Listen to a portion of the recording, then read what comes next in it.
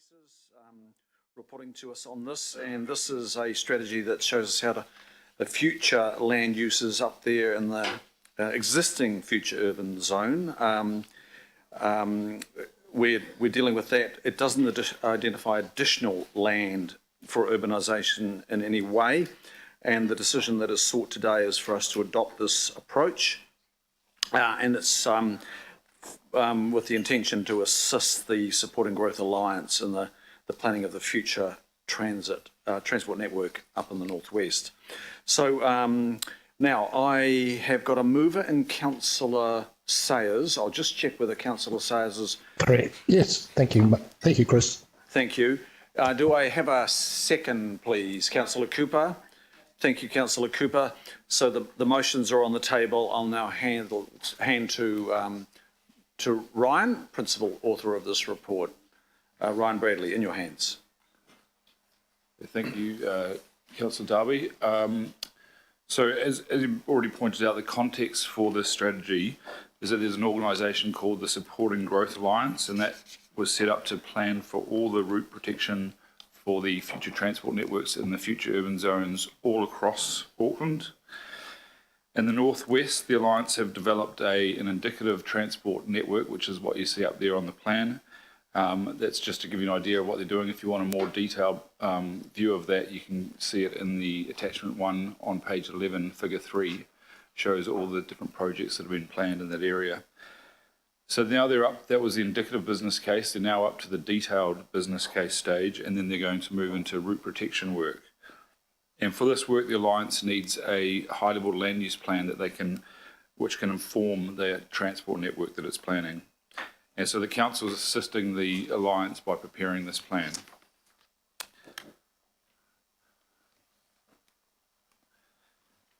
So the strategy covers the northwestern greenfield growth land that currently doesn't have a structure plan. So that's the areas outlined in red on that map on the screen. So the yellow on this map is the future urban zone, and you'll see the areas around Whenuapai, where that big grey area for the airbase is. That area is not included in this strategy because it already has a structure plan which shows the future land uses. So this strategy then just covers Huapai, Riverhead and Red Hills North. And these areas are not sequenced to be developed in the future urban land supply strategy until sometime between 2028 and 2032.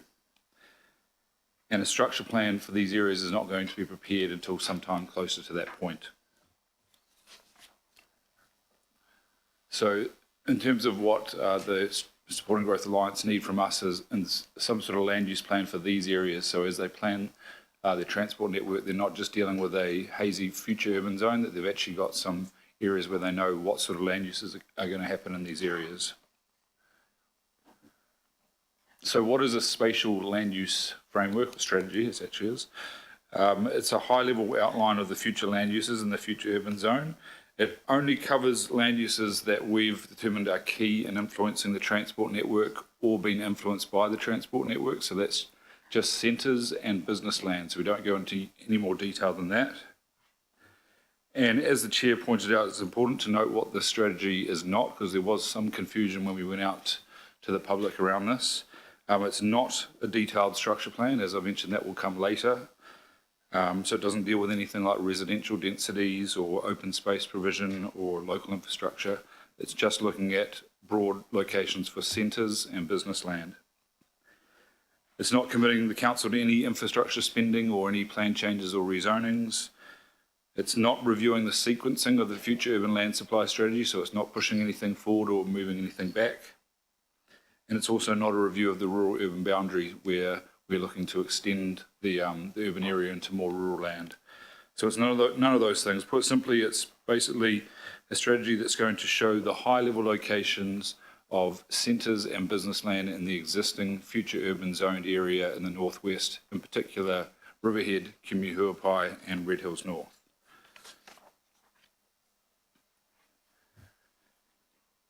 So this slide shows there are a number of factors that we considered in developing the strategy, and I won't go into detail on these. They're all in the report and in the attachment. But notably, the third to last bullet point, we did have some economic research that was carried out to determine how much land we needed for centres and how much land we needed for business/industrial land in the future.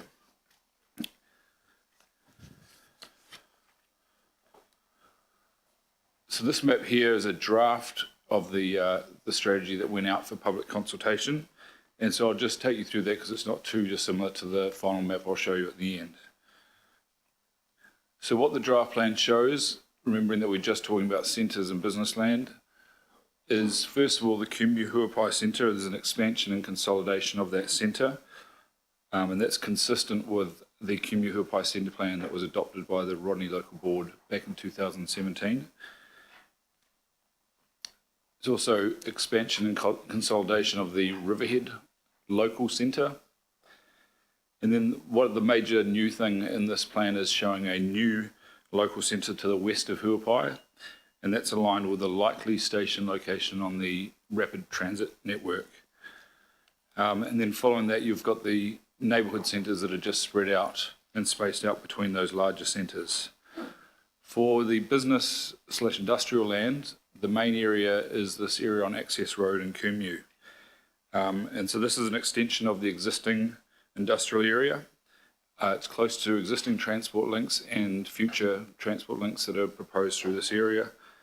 And while the economic analysis we had said we actually didn't need too much more industrial land in the northwest because of very large supply coming on for Nuapai, the Kumeu Huapai Centre plan that I mentioned before actually has a goal to, over time, encourage the shifting out of the existing industrial uses near and in the town centre into more suitable land. So there's always a requirement in Kumeu that we would need to provide some new industrial land there.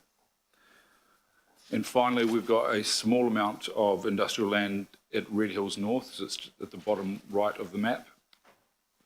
And that basically just brings the existing industrial land to a more logical natural boundary. And it leaves the land around the Brigham Creek interchange for potential high density residential land in the future, as it is another likely location for a station on the rapid transit network.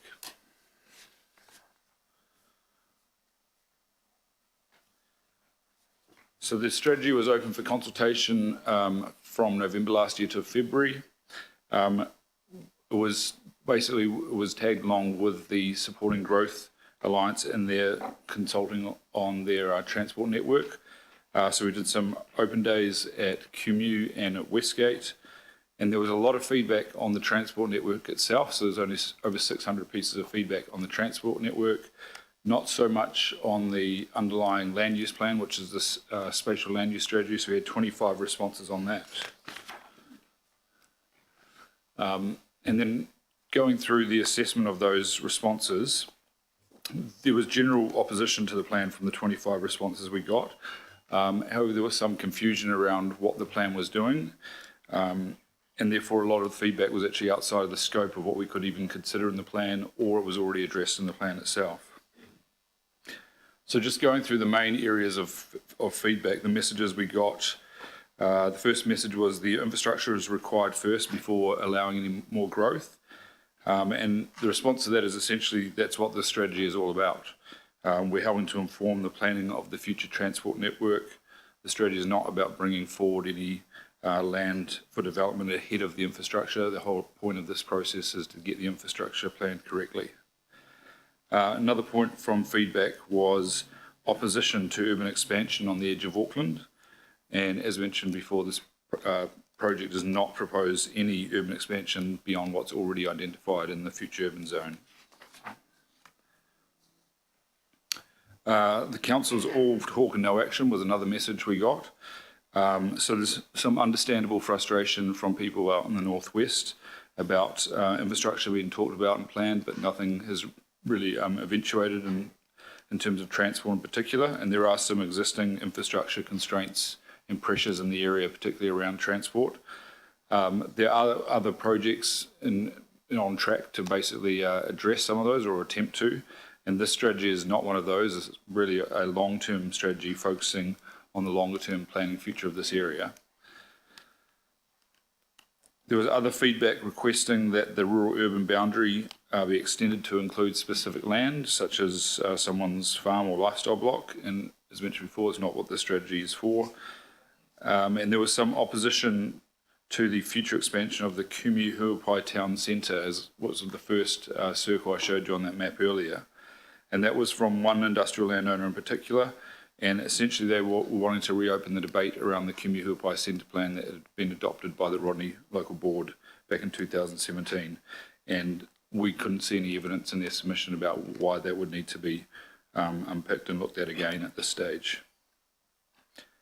And finally, there was some opposition to the location of the future business or industrial land in Kumu-Huapai on Access Road. And the issues raised were around industrial land being incompatible with residential land or rural residential land next door. However, we consider those issues aren't insurmountable as we go forward, and later work such as a detailed structure plan can determine ways in which that might be mitigated through things like setbacks, planted bunds, and so on. So the final plan for adoption is shown here. It looks remarkably similar to the one I showed you earlier. The public feedback has resulted in some changes to the text of the plan. We've added some more explanations around some of the issues. However, the only map change we've got here is the local centre, the new one in Kumu-Huapai, has moved further to the west, and that's to align with the latest information we have from the Supporting Growth Alliance around potential rapid transit station locations.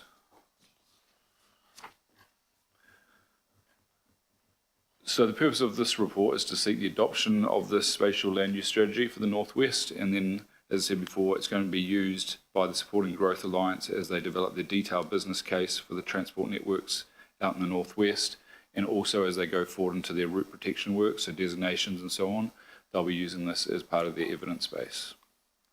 Thank you. Thank you, Ryan. Very thorough, and thanks for your work over the last couple of years on this. And I'll take questions now. Councillor Walker and Councillor Cooper.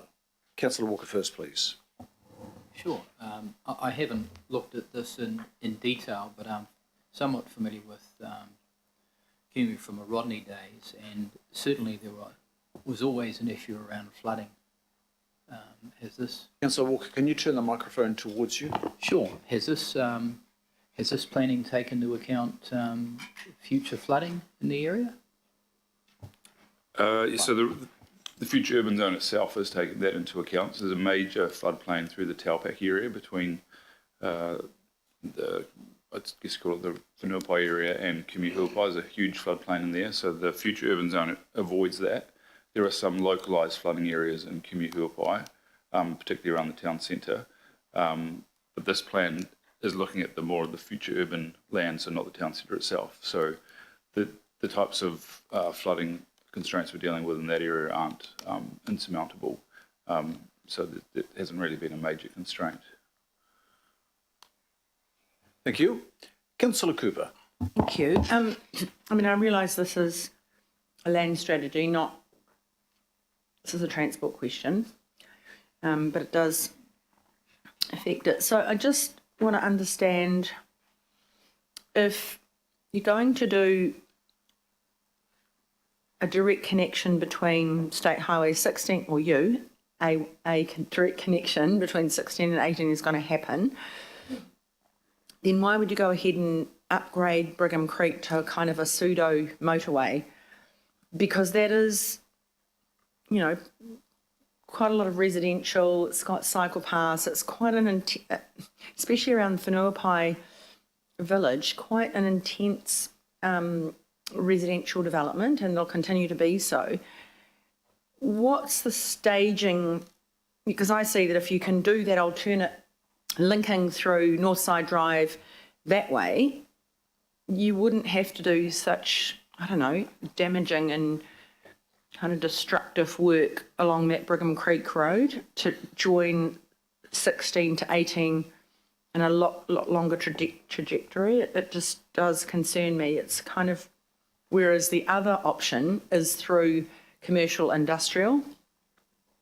So I'm looking at, you've got number 18, and then you've got, I think it's 22, 23. We finally finish Northside Drive maybe to the east, and then you go across the motorway, straight onto Trigg Road, straight onto State Highway 18. I just feel like it's a duplication and maybe unnecessary if you got on to finishing Northside Drive and connecting it that way. Or a diamond interchange, straight off. Getting into detail now. But yeah, but what I'm saying is I think that we've got all this there, but we've got a lot of residential planned up along Brigham Creek, but we kind of, this is what we do, we kind of make our normal residential roads into blooming state highways, you know, rather than doing it the other way. It doesn't seem to fit with a, you know, less car model, especially when that's the way people cycle along there to get over Greenhithe Bridge if they don't want to use a car. So that's the point of this layer of work. This is a spatial strategy to help inform all those decisions that Councillor Cooper is raising. So this is to inform supporting growth on those very considerations. That's the very reason why we're undertaking a spatial strategy there, is it not, Ryan? Trying to say is, if we, I would hope that this would inform the transport outcomes. That's the purpose. Because I know, but some of it doesn't make sense to me, because basically people love living in this area, right? They love it. They just hate the traffic congestion. They hate the lack of choices. I mean, I can see why people are, you know, in Kumu don't want to have the perception that you're going to make the town centre bigger, because I can't even get through it now. So I think that's the kind of things, is what is appropriate, what kind of transport solutions are appropriate for the areas that we're, spatial areas that we're putting together here. And I just don't see as Brigham Creek being enlarged as appropriate for that corridor. I would like somebody to tell whoever it is to focus more on that kind of shorter link between the two motorways, because basically it just becomes a pseudo highway in a residential, partly rural area. Warren, have you got a reply to that, please? Yeah, perhaps I could just give a comment there. That's not the focus of this study, because what we're really doing is looking at the areas which don't have a structure plan, and Brigham Creek Road does. However, I'm happy to bring to Supporting Growth's attention the issue of State Highway 16 to 18, and if that was done, at least some of the works around Brigham Creek Road may not be needed. And I think that's the point you're looking for, isn't it? Okay, yep, I'm happy to rate, but that's a separate thing to this. Form better our transport outcomes. Thank you. And that's the very thrust of the work. Councillor Sayers, we've got you online here. Your call. Yeah, thank you, Chair. Thanks, Ryan. It's kind of funny. I'm not surprised that people kind of have taken the opportunity to express a whole lot of frustrations to you that are kind of outside of scope. I guess they're just getting off their chest about that traffic congestion that's building in the area. And I'm kind of surprised that perhaps there wasn't feedback about the proposed urban boundary rate increases as well. But I do want to thank you for answering the question about why there was some opposition to the location in Kimu of more industrial land. So thanks for covering that, because that was one of my questions. Probably the best people to input on the points that Councillor Cooper has raised is the Rodney Local Board.